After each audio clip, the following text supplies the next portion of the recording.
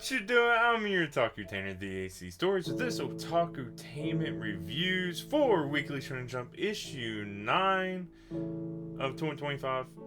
I don't know, that's what I was planning on saying with that. But yeah, doing some more reviewing. Keeping the streak strong of at least doing it the weeks before the next issue comes out. I know this one's kind of a little late, but the next issue hasn't come out yet, so it's not too late. Ooh, busy life. So, yeah, if you are going to be watching this live, go ahead, jump in whenever you want. If you want me to talk about a certain series, I can do that. If you're watching sometime in the future, wherever that is, join me when I actually do these, typically on Tuesdays at 8 p.m. Eastern is the time I keep saying I'm going to do them. And then you can join in on a conversation. I can talk about whatever you want on here. Even if I need to repeat myself, it's whatever. If it's live, while I'm doing it streaming, it's more about talking to people and getting their opinions and doing whatever. But if nobody has anything they want to interrupt me with, I'll just usually start at whatever is the least popular of the English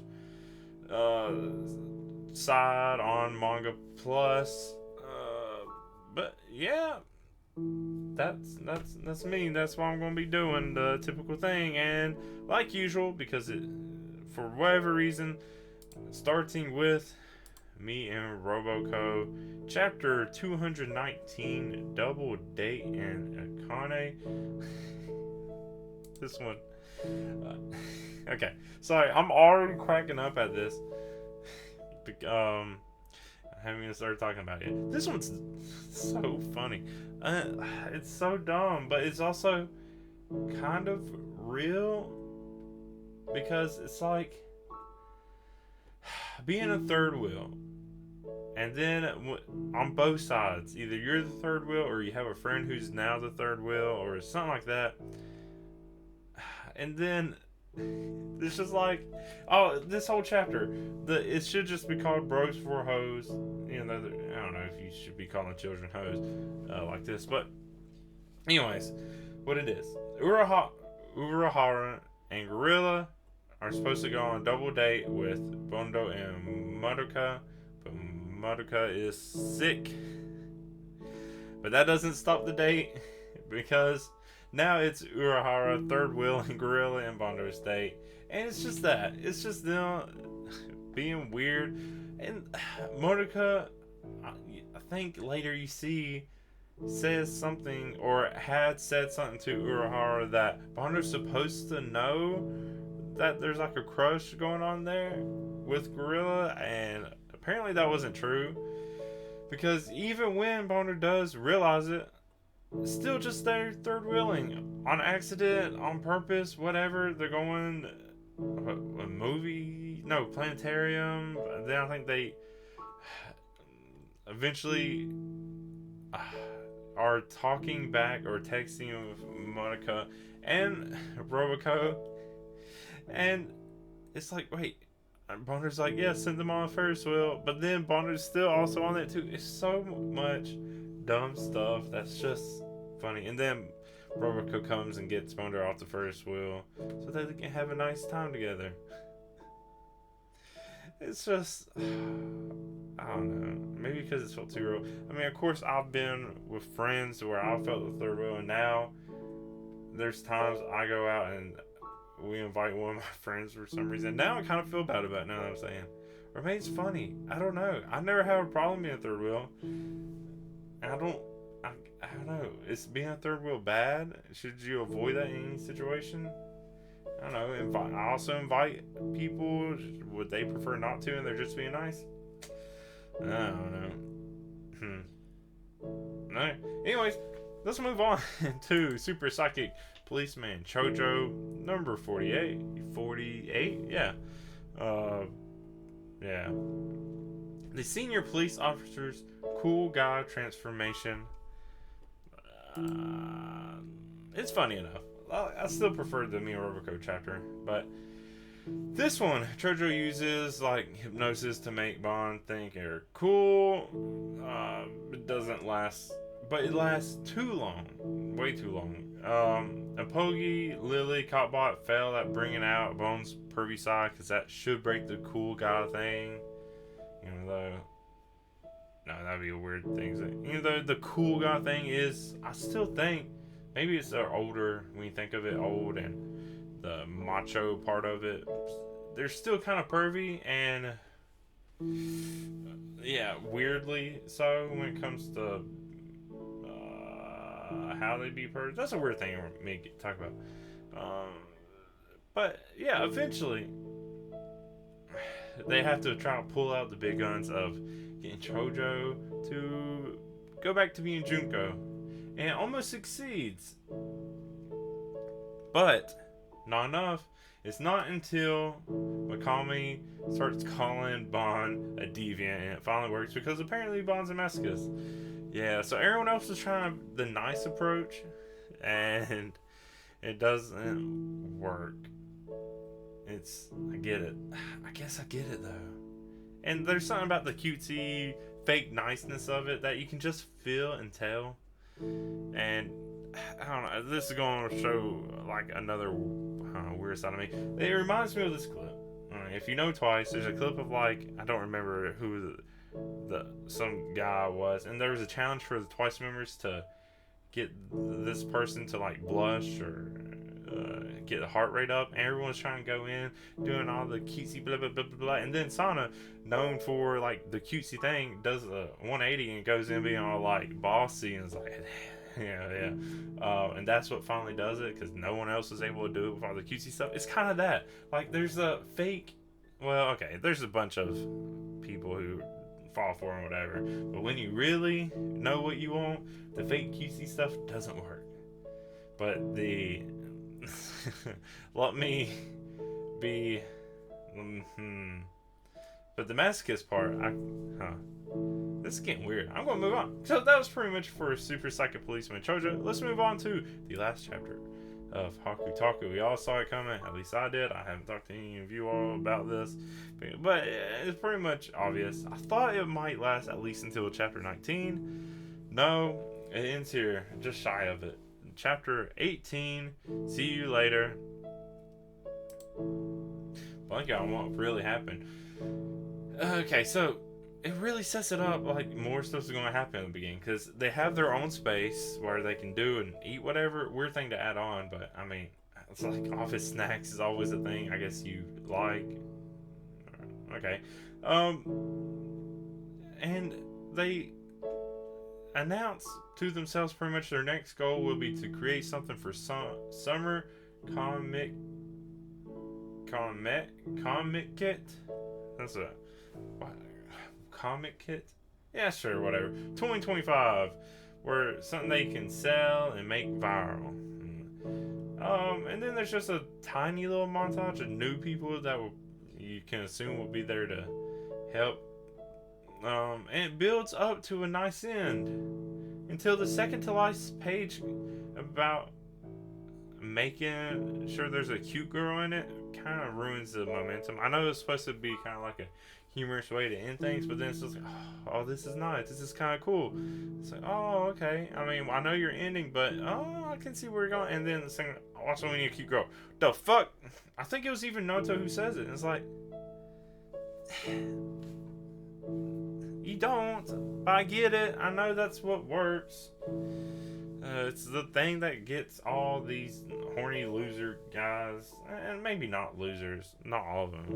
So it's like if you're only clicking and getting stuff because there's a cute girl pictured on it, like it's okay to have cute girls, but if that's your only marketing, you know. But yeah, that's it. Hakutaku's done.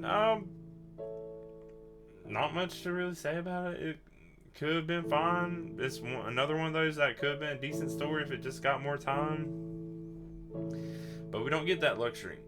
Oh, at least I saw this one coming because I've been doing this. It's not like Tim Maku's theater or whatever, cinema, whichever one, whatever that was called. That was just like, wait, the fuck you mean you're this one? I've read enough of Weekly Shonen Jump to be like, yeah, I knew you were ending. Okay. Now to move on to what is now my second least favorite for now, because I have a new least favorite. I'll get to that when that happens because I'm just sick of it now. Noise Exorcist. Now my second least favorite. Chapter 84. Threat. And let me be clear, it's still not a great story. How the story and everything's going, not great. Still, art's still kind of cool, but I don't know. Anyways, so okay, Gabane is fighting mainly just to blow off steam, but now has to treat this like an actual serious mission because Gakuru was kind of starting to whoop ass, and Kabane manages to turn it around again, but Gakuru still doesn't go down. So it's just mainly more fighting. Not much else to say about it for that, so I'm just going to go on to Witch Watch. Another fucking stupid. This one, I don't know if I could have ever imagined or ever thought of a possibility where I was like, here's a premise for any kind of story of anything ever. How about a spell that just turns people into t-shirts?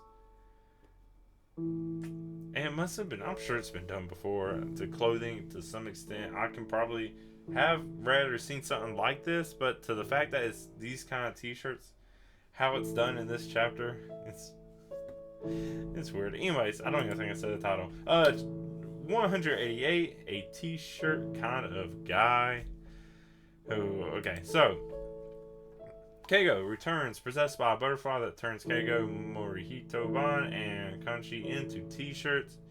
The only way for them to turn back is for someone to wear them, and it both fits and looks good. I don't know if it necessarily has to fit, but it needs to look good, or the person wearing it needs to think it looks good. Yeah, Nico and some other person comes back. I don't remember names. And discover this. Some of them can talk with letters. Keigo can only really talk with facial expressions or gestures, whatever. It's only really Kanshi that can actually talk and do whatever. But eventually I have to get Jekyll to come over to wear all the shirts, and everyone turns back, except for Kanshi. Well then, for whatever reason, whatever logic, Nico fuses Jekyll into Kanshi's shirt. That doesn't work. In order to have more Hito, the idea of being like, oh, the Kanshi shirt looks so dumb, no one would care. But if we fuse Jekyll into it, that would like diminish the Kanshi part and like make it look a little better. But then it doesn't work. So while Morihito's trying it, Nico fuses all three of them together, and they're like, well, now we just need someone pretty much like backhanded. I don't even know if it's a compliment. Like somebody just with such weird taste that the person that wears it ironically finds it good. I don't know. Anyways, it's Keigo who ends up having to wear the shirt while on stream. I don't think we actually see it turn back to normal, but I think it's insinuated it does work. And then that's that. That's it. I mean, what a weird concept. And that's it. I mean, that really is it.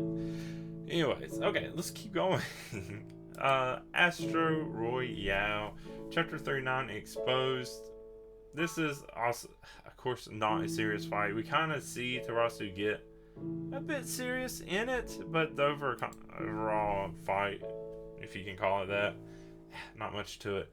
So it's Tarasu versus Naito Saotome, whose Astro gets stronger with more cheers. The more people like Naito, the stronger or more invincible Naito seems. So we get to see a little surprise with Tarasu, who is able to turn the shield into a sword now. Yeah, that's cool. But then uses the sword just to take off Naito's wig. Notices every time Naito turned would hold like hair. So, hey, some logic behind that. And wins that way. Really quick match. A little silly, and that's fine every now and then. The serious part comes later while taking a piss. Yeah, I said that. Shikaba tells Hibaru they are the one who killed their dad. And like, oh. And then that's it. That's all we know so far. Probably not literally. Probably one of those moments where you're like, oh, well, I didn't literally kill, but it's like my actions, I did something that led eventually to the death. It's probably going to be one of those things. What else? Anyway, so next, Kill Blue, page 87, decisive battle. I think it's really just trying to like trick us into thinking this is ending, because it's weird. I don't know. This can't be the last thing. No, because Oka was never the original main bad guy. I don't know. Anyways, so first off, Ogami reminisce about getting close to Norin. It's weird, but I feel like it's pretty well established. It's more like a daughter and stuff. Don't forget, Ogami also has a daughter who we never met before. That's gonna have to come in at some point, right? But the fighting is finally going to start. Kakeru will face Kurumizawa while Ogami fights Oka. It's just some kind of fighting. Nothing like as far as visually wise too amazing, too special to really watch or read, whatever you want to call it. But we do learn Oka also has some enhancements just like Kurumizawa. But Ogami's still winning. Remember, Ogami's in like peak prime of her life, so really doing it well, I guess. But yeah, that's it.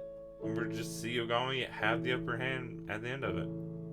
I assume they'll probably get turned around somehow in some way next chapter. I'm sure at some point Norin's going to come in, and this is kind of going to be the reveal. Maybe.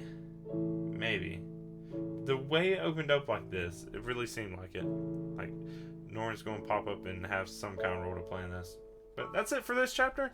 Moving on even more to Sigcraft. Love is a Mystery. Case 10. The drifting great detective nearly succumbs to the hot spring. Ooh, this manga is quickly making it near the bottom of my list.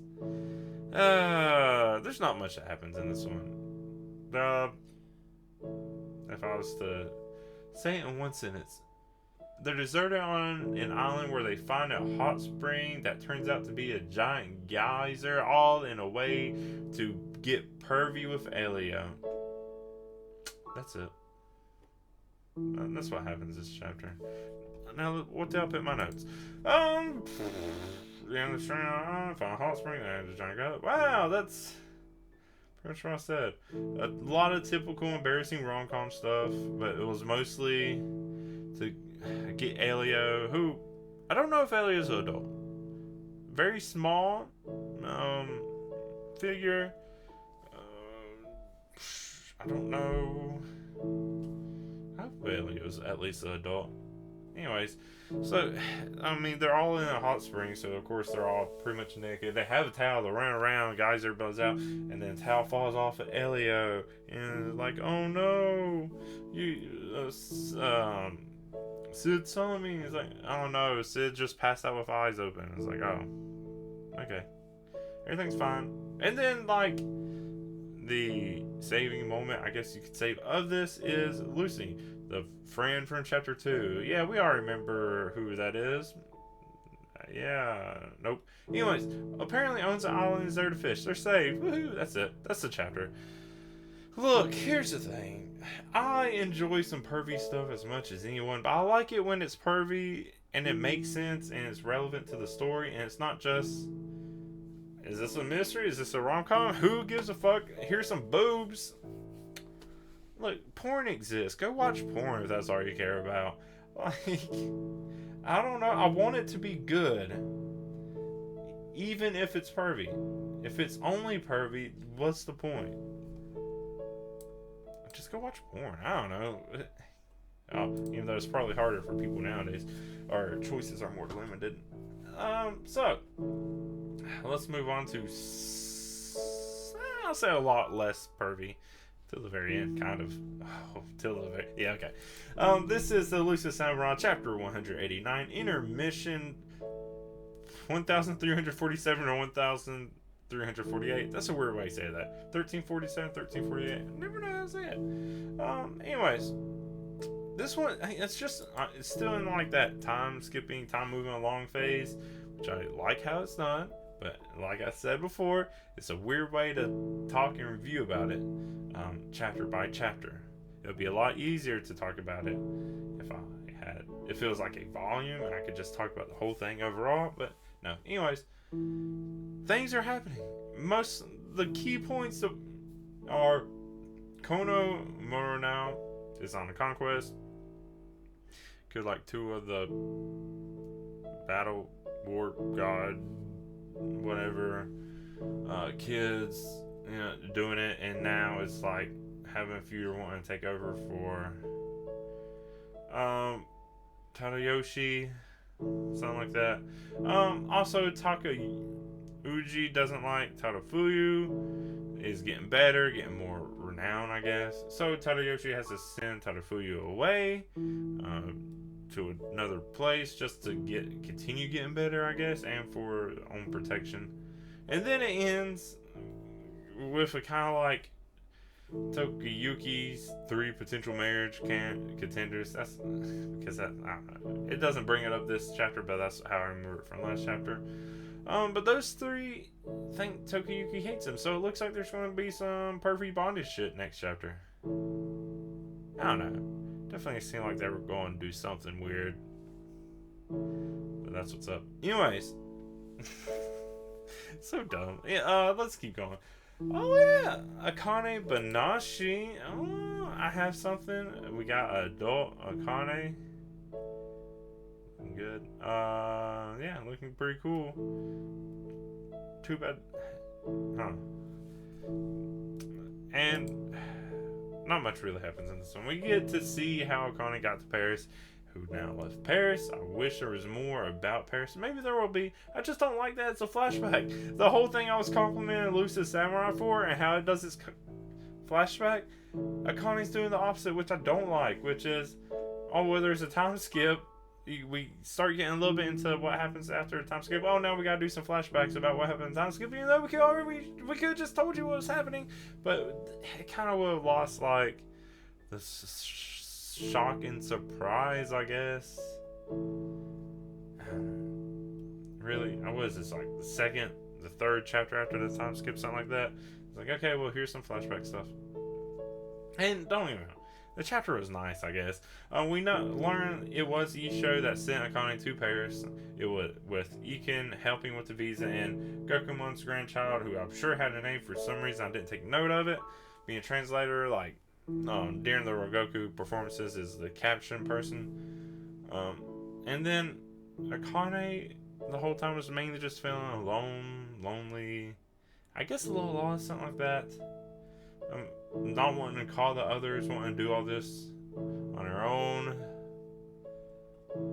Yeah, I get that.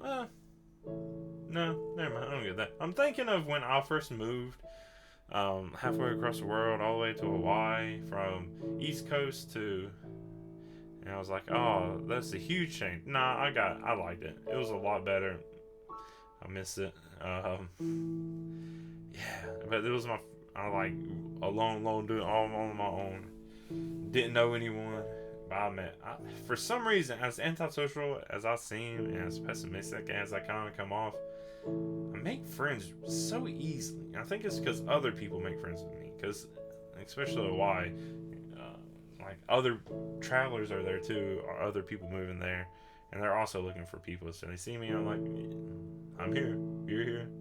I guess we're friends now. I've never thought about how do I make friends. It's just like, I guess we're friends now. Let's go drink. Oh, that's how I make friends, drinking. Anyways, drinking's good for you. It's not. It's good for the soul. Yeah. So eventually, I got a weird rant. Akane just sitting around being sad, I guess. I'm thinking about Jugumo, or starts like reciting it as a way to just feel better or do something a child sees. Probably doesn't know anything that's being said, but except for maybe recognizes it as a really long ass name, seems to enjoy it enough because it gives Akane a charm. It's nice, and kind of, I guess next chapter will probably be more on seeing how Akane like progressed in Paris. Yeah, we're back in the flashback stuff. Okay, it's fine. I'm not going around about that. It's still nice. I'm still enjoying it. So let's move on to Ultimate Exorcist Kiyoshi, Chapter 30. Welcome to the Black Parade. It's pretty cool. It is pretty cool. Not much goes on in this one though. It's kind of set up still for cool stuff to happen. But yeah, the Black Parade started. Sakaki put up a barrier over the whole city to stop the mid and lower ranked demons. Then we have a sniper, Matagi, and then Karuta taking care of the air demons while Akari is with Ono doing other stuff.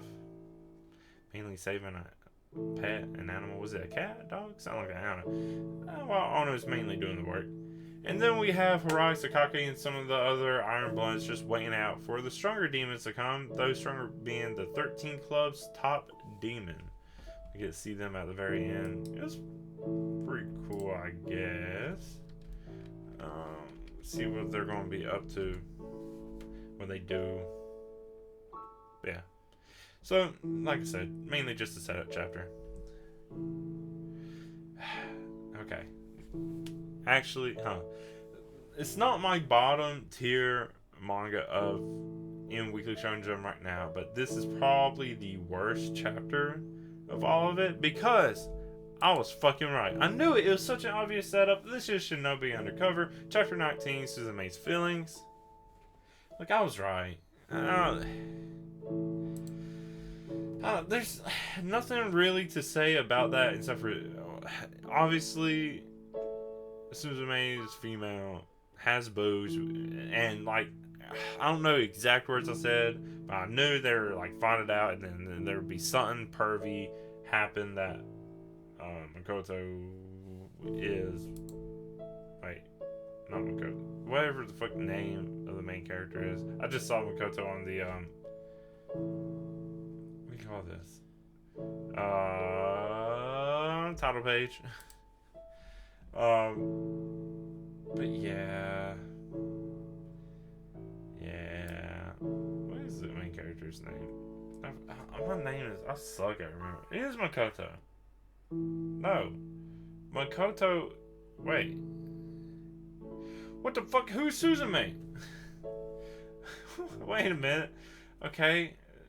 Is Suzume the real name and Makoto's the cover name? Yodaka is the main character. It's so weird. I'm so bad with names. But yeah. And so all that happens. And Yorika easily beats Suzume. That's it. And then it's all pervy. And it's like, oh, you have boobs. Of course. And then after that, at the very end, we get to see Suzume in skirt. And it's like, oh, okay, well now, you're not trying to be like the lady killer type. Whatever. Still maybe, but it feels like one of those situations like, hey, you remember the last 2 chapters of you having this kind of personality? Yeah, we're just going to forget. You're this whole new character now. I feel like that's what's going to happen. Because, let's be real, the writing of this manga hasn't been the tightest. Anyways, we're also introduced to this idea of Kekai, which is always hard for me to think of because I think of Kakaishi. But it's not the same thing. They're just like fighting techniques, and Suzume's is like a whip. They're passed down from families. They're supposed to be top secret. Nobody's supposed to talk about them, but Suzume is just so full of himself. Does it anyways. So that's it. That was Shinobi Uncovered. How are you still going? No, I'm trying to be positive, not being like, oh, you should end, but come on. Was anybody surprised by that? Is there any way? I didn't even turn. I went and like, I don't remember exactly what I said about it. I asked someone else. All I did, someone who definitely never reads manga, at this manga or really much manga at all. All I did was show the picture of Suzume and was like, guess the twist of this character. And it was like, it's a female. It's like, yep. Yeah, that's it. I was like, you didn't have to read any of it. You could just tell right away. Okay, yeah. Anyways, I'm going to rant more than I'm going to give me compliments. So let's move on to... This is my least favorite series now. I like rom-coms. This is just, hey, let's take this one character. We got no story left. Let's keep being perverted with this one child. Because, with boobs, I don't... Yeah, I probably wouldn't have had this problem if they just were adults, like in university or something. But it's just dumb, and like, it seems pointless. I don't know where they're going with it.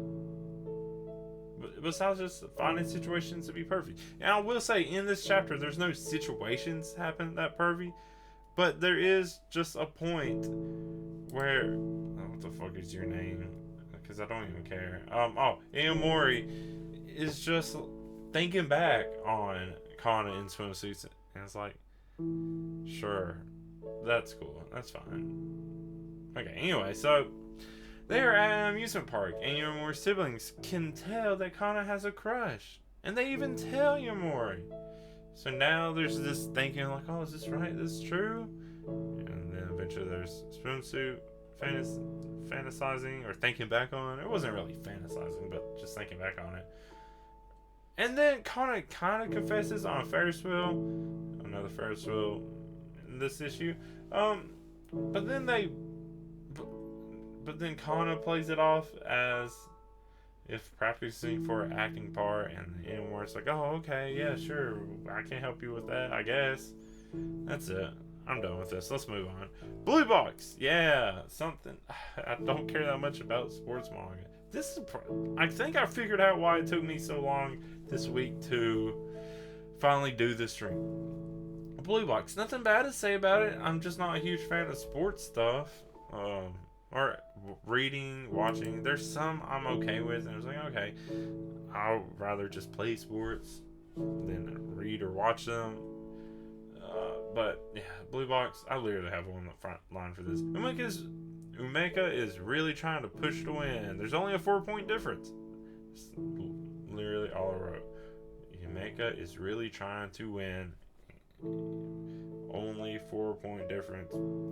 That's it. Those were parentheses.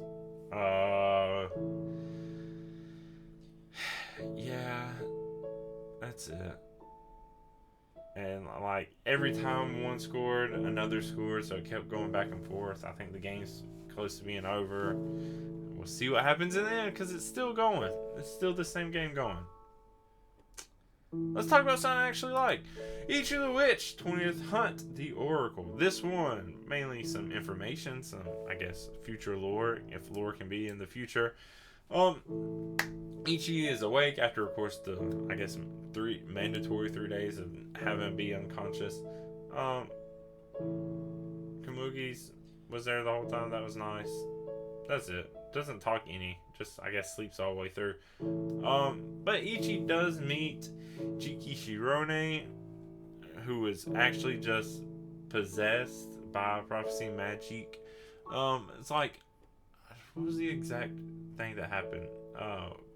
Like, went unconscious or thought coma or something like that, and then got possessed by the prophecy magic and is still walking around, kind of like any other normal human, almost, just weird. And there's a lot of humorous stuff in this, like Ichi being like, all witches are required to make these flashy weird entrances, and then even realizes like this Jiki Shirone is not really human, but there's a prophecy that apparently Ichi's the Messiah or whatever, but the prophecy is that the world hater magic will destroy the world and turn everyone to some kind of weird not living abomination or whatever.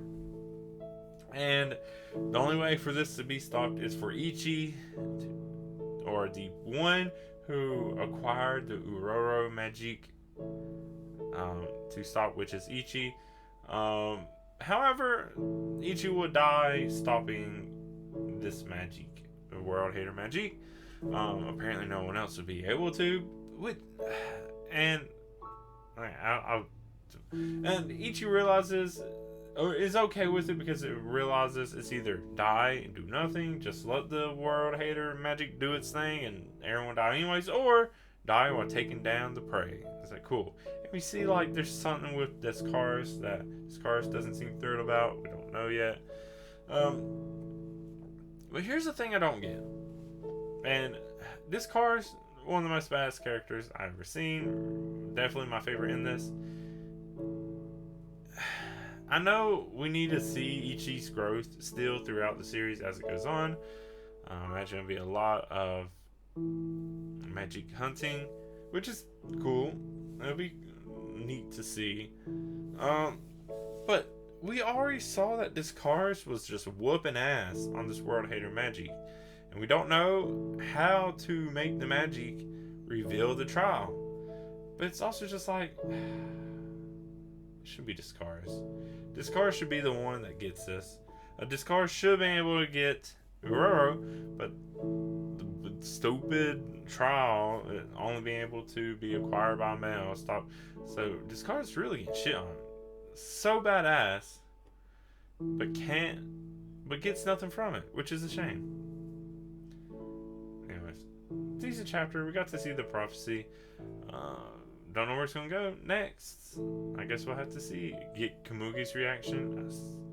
And somebody finally commented on one of my old videos about how Kamugi definitely isn't the person from the village, but they look so similar. And I still feel like maybe, but it's never been said, and they've been together long enough where you think they'll get brought up. They look so similar. That's what happened to the other ones. I don't know. Let's go ahead and move on to Kagurabachi Chapter 66, Truth. Not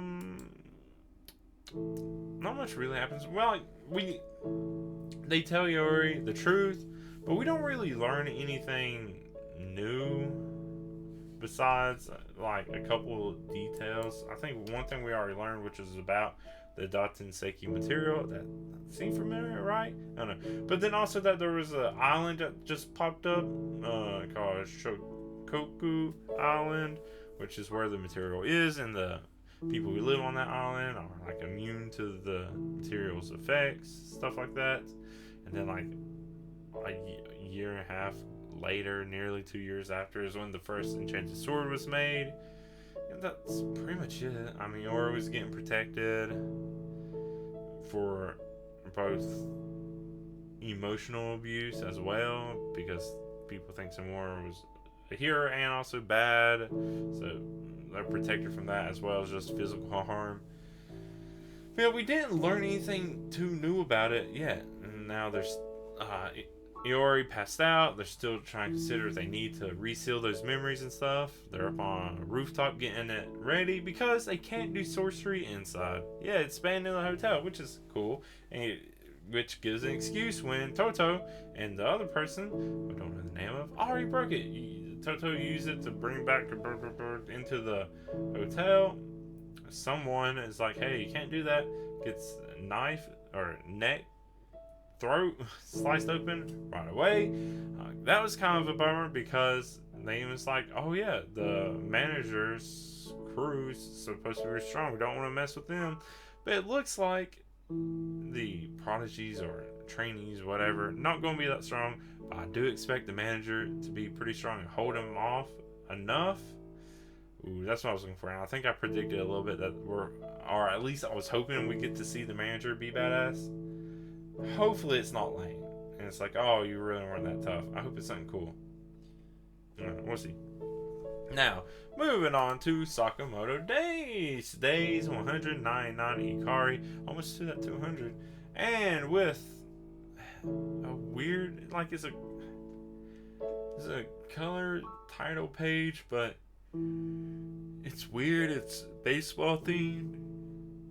I don't get it. What's the I don't know, just something to be creative and do whatever. There's not any baseball references in this one. Surprisingly, the new series has at least a baseball reference in it, but not this. I don't know why the title page is like it is. Anyway, so what happens in it? Well, they find Ando finds him, whichever. And Ari knows about Sheen. knows Shin's the child. But it doesn't matter. There's a bomb that blows, and then Ando threatens that another even bigger one blow if Sakamoto kills Ando.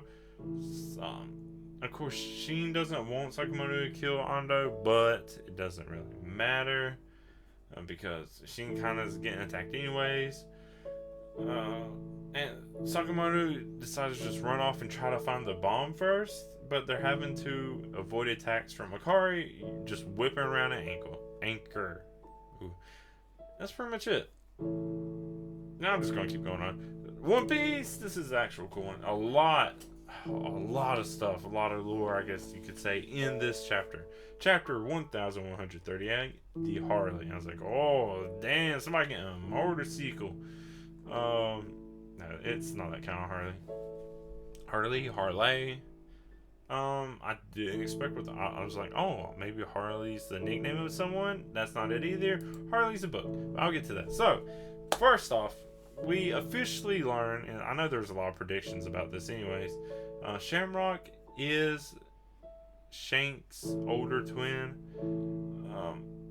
If you can say that about twins, usually the difference is barely. Anyways, but then Shamrock uses a Siberius sword, a sword that's like 3 dog heads, or that also have a knife or point sticking out of them like a sword, and uses this to stab Loki while leaving. And while they're leaving, calling in someone else because they need to go get the warrior's children. Are they about to kidnap some kids? I guess that's what it feels like. But also, I mean, Loki's not going to be dead from this, right? No. It'll be okay. Nothing bad will happen. So that happens, and then Luffy's team is talking to the guards who were knocked out and says it was Shanks. But then they're like, Luffy's determined that no, it wasn't Shanks. And the guards are like, I guess it was someone that looks like Shanks. Maybe it's a sibling that looks very identical. Wow. They're pretty smart. Like, that actually is who it was. Good job. You figured it out. Too bad Luffy's going to have to go somewhere else to see, because, Shamrock bounced to go somewhere else. I guess Luffy will probably get to Loki now. Loki might say something or whatever, and save Loki. Phil, what's the mystery with Loki and all that? Because it just feels like something suspicious going on. Anyways, while that's happening, I assume while that's happening, we got to Frankie and Ripley. They're talking about a holy tree, and don't do anything in this tree. Definitely don't try to sell parts of this tree. And then they see a a painting that was apparently done by some of the children. And then we cut to Robin and Saul talking about the Harley finally, which was like a book or the original text of all the Giants myth, and Robin starts reading out of it. But then it cuts to this really cool, like, a double spread of Frankie looking at the the painting, as like there's 3 giant text boxes of story, and it's like first world, second world, third world, stuff like that, and like lore that happened with it. It was so cool. I don't know what Frankie is realizing just looking at it, but it's pretty cool. Stuff's gonna get exciting. One Piece is just so good. I know it's long, but damn, it's stuff. It just keeps happening and building. And yeah, I'm not crazy about Shamrock, and it seems like coming out of nowhere to be Shank's twin, but dang, it's so cool. And is Shanks gonna come back? I assume so. Yeah. Woo! I want to see what Frankie is gonna say about this painting. I can't say the word. I'm gonna have to ask people later how to say it or look it up. Anyway, so that's that. And then finally, I just realized only double spread title page, Embers. chapter 1, of course, because it's a brand new series. I should be more excited about it. But chapter 1, Noboru Haitani. You can probably guess why I'm not crazy about it, because it's a sports manga. So yeah, I'm not crazy about it. I'm also not crazy about the fact that these are middle schoolers that look like grown-ass adults. That's it. That's my main complaint, because I actually kind of liked what was going on. So Haitani is a delinquent. I in quotes, because the only delinquent kind of thing we see is like somebody challenges Haitani to a fight, and that's it. So I don't know what the actual delinquent part is. And then a teacher, Ushimi, starts using football, soccer. I don't know which term he uses for what people. I'm used to soccer. I know football is more used worldwide. If you actually look into the history of it, this type of this sport, when it was first separated between football and rugby, this was originally called soccer, as it is now, but then went back to being called football. It doesn't matter, I guess. It's weird. And okay, if you are watching this live, you know tomorrow is the big game, the big football game. I don't give a fuck. The Super Bowl. Football we don't know. So I don't give a fuck. But football, I call it football. Football, soccer. Fuck, I'm gonna say soccer because I feel like it'll piss more people off. So, it's not super. Ushimi, a teacher who actually is teaching, doing more than just trying to force random facts or whatever into kids' brains. Actually, is trying to teach on a more personal and life level, and uses like football, soccer challenges to teach Haitani just a better way to use time and energy. I think that was the main point of it. And Haitani never wins. Known for never losing a fight, but never wins one of these challenges. Even though Shimi's still positive, it's like, oh yeah, but you're like a wall. You kept backing me up. You were getting close, stuff like that. Now, if you want to challenge me again, you gotta like dribble it 3 times and 5 times and then trap it and all that stuff. Hey, bring your friends. So yeah, Haitani even brings friends, Ota and Shimazaki, who one has Pompadour. I think Pompadour is like, I want a Pompadour like this. That's what I'm trying to say. I know it's probably not the coolest thing. It's hard to say they're the coolest things, but I kind of want one. But yeah, eventually they're like, why don't you go try an actual match? And Ota and Shimazaki even like are all for helping Haitani out. So they go to a prelim match. They need 11 people. We don't see them get 11 people. All we see mainly is there's one rando in the back that also looks like on their team. But it's mainly focuses on... Actually, we do get like a little bit from each of them. Where it's like, oh, don't really sweat, and my hair is falling apart, stuff like that. Wait a minute. Where's Afro Friend? Okay, one of the friends had like just a really poofy afro, and it's not on the title page. Aw, what a... And maybe that on the right isn't even the friend I'm thinking of. The other friend. No, because they're all in the same uniform, so this isn't even the friend. Who's this? We haven't seen this person yet.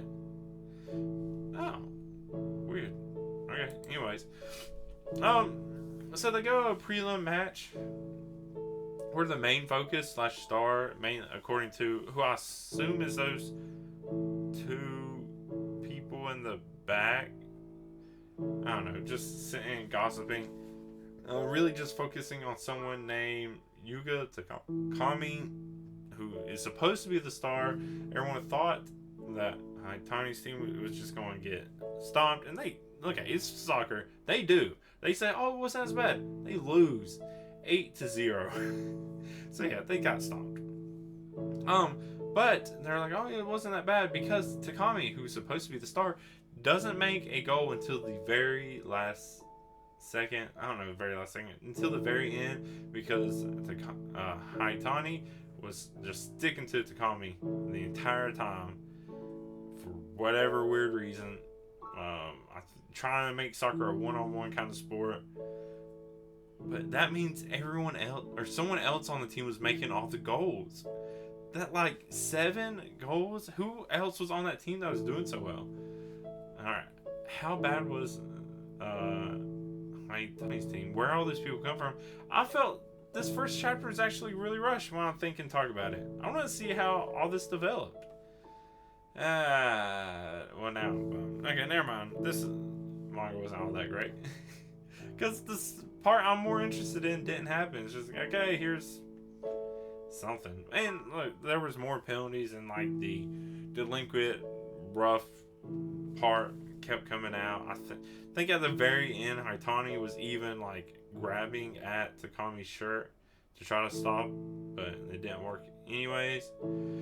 But now we end this first chapter with Haitani going to high school to join a soccer club. Even sees one of the, I guess I'll call them cheerleaders because that's what they were acting like. Seemed like at least sitting at a table waiting for people. Surprised to see Haitani. Yeah, so at least they're in high school now. Now they like grown-ass adult high schoolers, which sometimes is a thing, but why always? Like, anyways, I hope the friends come too, because we got that little glimpse at like some of their personality and like, oh, that's a kind of cool little moment for them to have. They're also realizing soccer would be cool, and they're like pretty supportive, thuggish friends. I also want like the teacher Oshimi to still be around. What a cool character! Like, and like a cool attitude towards teaching and stuff like that. I hope you stick around. It was Oshimi's idea for Haitani to go to this specific high school. It was like a university track high school. I don't know how Haitani got in. Probably from a recommendation by Oshimi. But yeah, I hope you're just around because like he looks like such a kind of nerdy teacher that is just in the background and pops up every now and then to say like a thing to a student. But no, it actually gets out there. It's pretty cool doing it. I like it. That's my favorite part, if anything, is the design of this teacher. And I think Oshimi will stick around, so I at least get to look forward to that. But for a long chapter, because it's the first chapter of over 50 pages, yeah, it goes by pretty quick because it is a lot of soccer action. I guess here's my prediction for the next chapter. They'll get there, try joining the club. Somebody's going to be like, blah blah blah, trying to give a hard time. There'll be some repressed, trying not to fight, going on down. Haitani will probably see Takami, but there'll be someone else that would challenge Haitani. Haitani will probably lose, but put in a lot of great effort, or maybe even beat some like lower tier or whatever. But whoever is actually doing the challenge will probably beat Haitani, but will like the drive, or Haitani will still stick with it anyways because I don't know. Haitani's whole thing was never lost a fight, never won a soccer match, and I feel like second chapter might be too soon for that to turn around. But we'll see. We'll see what happens. But yeah, that's it for all the series from this issue. I don't know. I'm not a huge sports fan, so I can't say too much about what I expect for Embers. And I don't know. But here's the other thing. I haven't read enough sports manga to really be able to predict when a lot of things are going to happen. So that's another flip side. I could be surprised by stuff. Yeah, but then there's Blue Box. I think I'll at least enjoy this better than Blue Box. I don't know. Blue Box kind of has that rom-com part to it, but it's been so into the sports side of it, I just don't care. But yeah, that's it for this Weekly Shonen Jump review, issue 9 of 2025. I know the next issue is about to come out tomorrow, but hey, if I did this anyways, and I will be back for real. If you don't watch us live and join me in conversations and stuff, Tuesday at 8 p.m. Eastern time. Or you can always just wait till the whole thing's out, since I still post the whole thing, the whole review, for anyone to watch later. But that is it for this Otakutainment reviews. Thank you everyone who did watch, either joining me live, watching later. And I also want to thank my Ko-fi members, Vix Lab and Julio Vasquez. If you also want to help support me on Ko-fi, you don't have to. I appreciate it. Things will be coming. Things that you hopefully enjoy if you do want to see what it is. Mainly a lot of writing, because that's the other side of what I do. But thank you either way. I have been your Otakutainer, the AC Stories. Until next time, bye.